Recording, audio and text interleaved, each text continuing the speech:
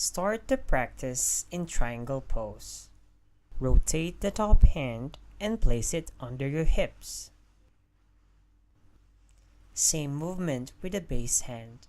Rotate the shoulders and place it behind. Grab the fingers or hold the wrist to have a better bind. Slowly move the hips forward to stretch the hamstrings, quads, back, chest, and shoulders even more. Bend the front leg and turn the gaze in front of the mat or toes. Find the momentum to put the back leg in front. Grip the mat using your toes.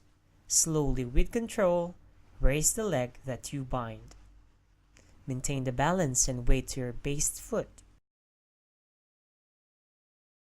Eventually, try to straighten both knees. Open the chest up and breathe. Stay in the position for a couple of times.